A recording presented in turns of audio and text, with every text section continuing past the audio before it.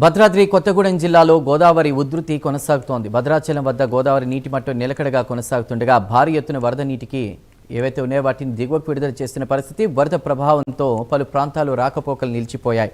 సాయంత్రం నుండి వరద ప్రవాహం కొంత తగ్గే అవకాశం ఉందని అధికారులు అంచనా వేస్తున్నారు.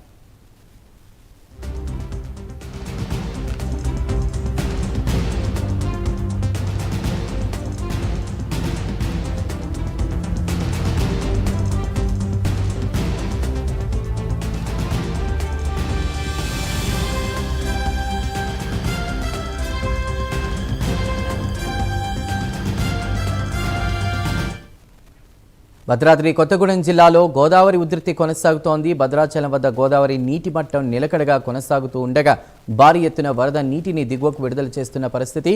ఇక వరద ప్రభావంతో పలు ప్రాంతాల్లో రాకపోకలు నిలిచిపోయాయి. సాయంత్రం నుండి వరద ప్రవాహం కొంత తగ్గే అవకాశం ఉందని అధికారులు అంచనా వేస్తున్నారు.